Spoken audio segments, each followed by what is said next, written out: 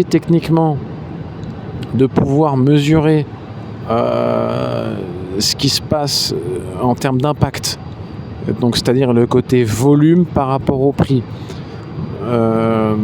quand on peut déjà mesurer ça, ce qui est déjà pas mal, est-ce que on va suivre l'impact en se disant bon bah ok, c'est une faille qui s'ouvre.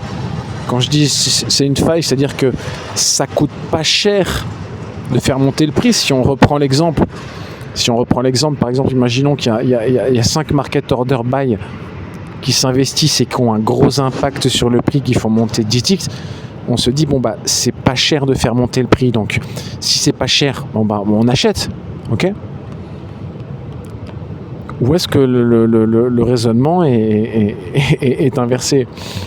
C'est une question qui demeure. Moi, la réponse que j'ai par rapport à ça, enfin un élément de réponse que j'ai par rapport à ça, et je pense que vous pouvez tous vérifier par vous-même. Vous prenez un mouvement de prix, et je pense que vous avez tous ces outils-là. Vous prenez un outil de volume profile, c'est-à-dire un outil qui va tracer un profil de volume, donc les prix par rapport au volume. Vous connaissez tout ça, le market profile, volume profile. Vous prenez un outil de volume profile et vous tracez le profil.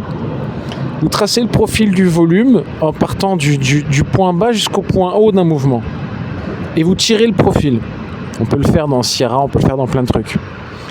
Vous tirez le profil, donc de haut en bas ou de bas en haut, tout dépend le sens du mouvement, mais là on parle d'un mouvement de hausse.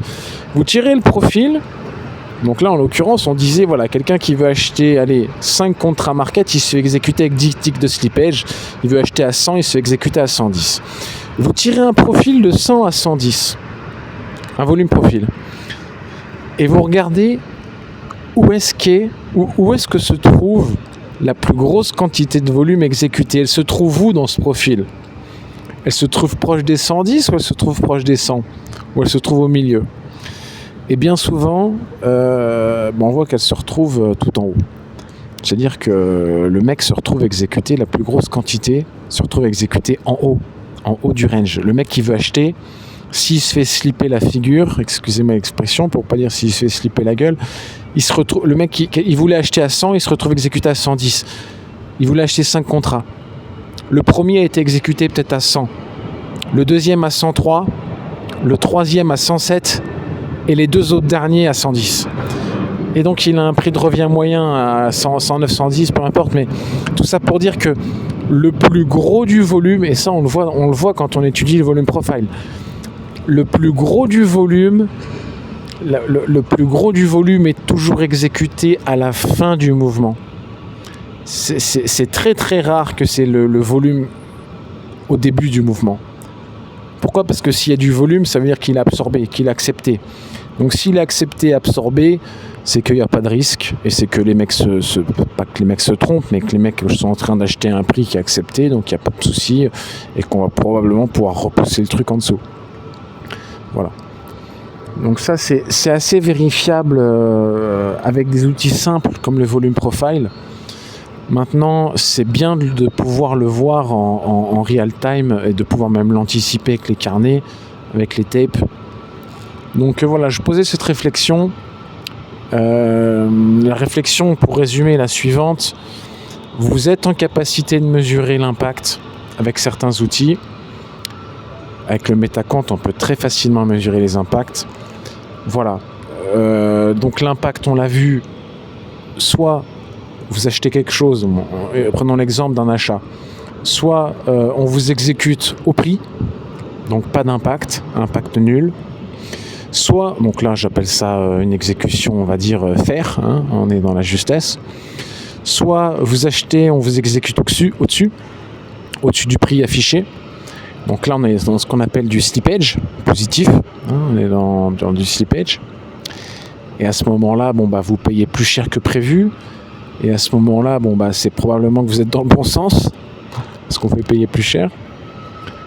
Et ou soit inversement, slippage négatif, vous vouliez acheter à 100, on vous exécute à 95, à l'achat. Donc là, vous dites, ouais, super, je peux acheter 5 points en moins. Pourquoi? Parce que généralement, vous êtes en train d'acheter un point haut. C'est pour ça qu'on vous exécute si bien.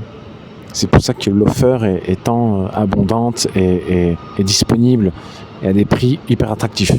Parce que vous êtes en train d'acheter tout en haut. Donc tout ça pour dire que voilà, je pense que la réponse, un élément de réponse, encore une fois, cette réflexion, c'est de regarder un volume profile. On trace un volume profile d'un point haut vers un point bas, un mouvement de prix, ou d'un point bas, ou d'un point haut vers un point bas.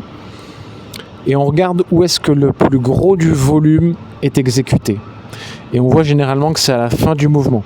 Ce qui nous indique que le début du mouvement se fait avec slippage. Ce qui veut donc dire, ce qui sous-entend que dès qu'on détecte des gros slippages, ça veut dire que les mecs sont dans le bon sens et qu'il y a matière à suivre ce truc. Parce que s'il y a gros slippage, c'est que le market maker est en difficulté. Et s'il est en difficulté, c'est parce qu'il ne peut pas se permettre d'acheter un point haut. Vous voyez ?